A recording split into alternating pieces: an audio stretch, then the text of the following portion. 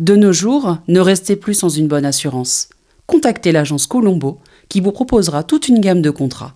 Obsèques, avec ou sans rapatriement, assurance vie, épargne retraite, assurance habitation, garantie décennale et bien d'autres offres à découvrir en appelant le 01 43 14 23 23 ou le 06 90 55 87 89. Martinique Actualité. Le RPP-RAC et ses sympathisants se sont rassemblés dès ce matin tôt devant l'hypermarché Carrefour Dillon et ils l'ont bloqué à l'aide de palettes. Ils ont bloqué les accès au parking. La table ronde sur la vie chère organisée hier après-midi en préfecture à Fort-de-France s'est finalement tenue sans les représentants du RPP-RAC. Suite au refus catégorique par le préfet de diffuser les échanges via les réseaux sociaux aux militants restés à l'extérieur, Rodrigue Petitot et sa délégation ont en effet quitté la réunion quelques minutes après son ouverture. Les débats se sont cependant poursuivis et les participants se sont engagés sur une baisse durable des prix de 20% en moyenne de 2500 produits de grande consommation. De nouvelles rencontres sont prévues à court terme.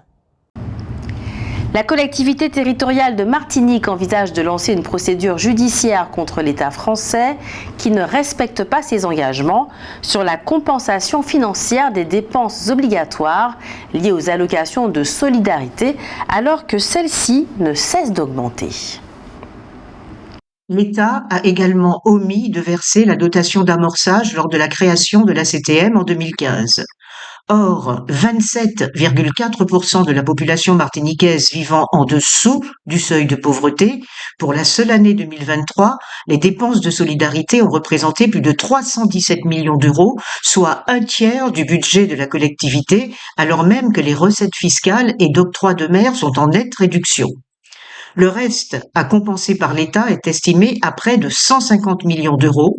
Une telle situation conduit la CTM à réduire de manière significative son intervention dans le développement économique de la Martinique et la collectivité risque de n'être plus en mesure de verser les aides sociales. C'était l'essentiel d'un communiqué que nous a fait parvenir la CTM et le président de son conseil exécutif, Serge Letchimy. Au bout de 51 jours de vrai faux suspense, Emmanuel Macron, le président de la République, a enfin nommé un nouveau Premier ministre. Michel Barnier a été nommé hier, jeudi 5 septembre, Premier ministre.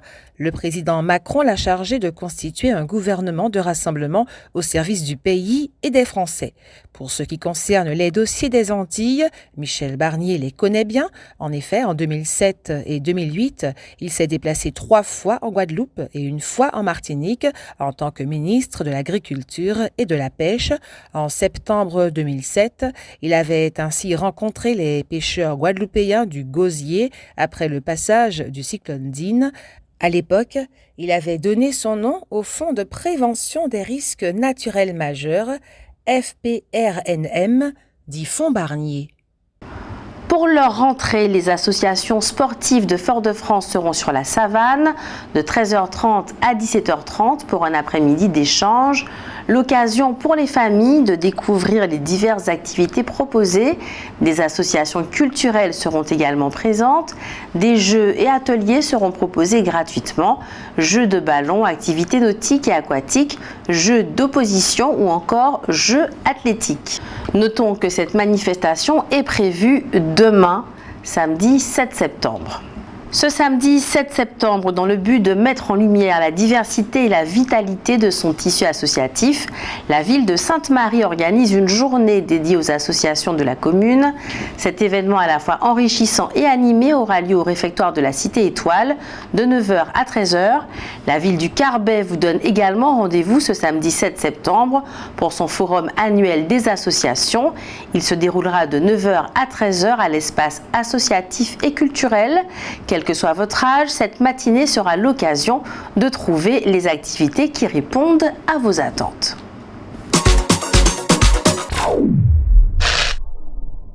Pensez-vous qu'il est possible de remobiliser les Martiniquais comme en février 2009? Je suis d'avis mitigé, bonjour. Parce que lorsqu'ils font les manifestations comme ça, il y a toujours des intrus qui viennent pour casser le matériel de travail des autres. Et ça, c'est pas bien.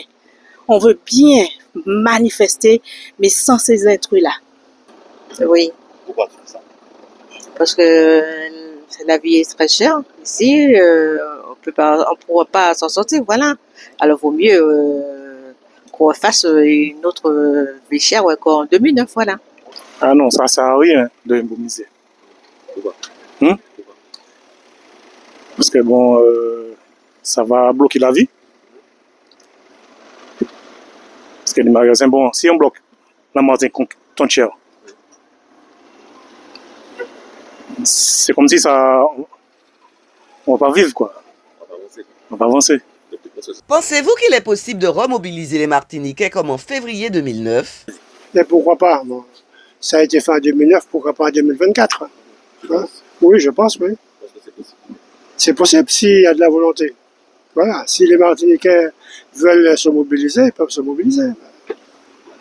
Alors, je n'étais pas en Martinique en 2009, mais ce serait une bonne chose. Ce serait vraiment bien, vu le problème qu'on a actuellement, ce serait bien. À mon avis, ce serait pas facile quand même, parce que on vit dans une société de consommation, et puis les gens peuvent en fait se manifester, mais ils sont toujours les supermarchés, c'est toujours plein.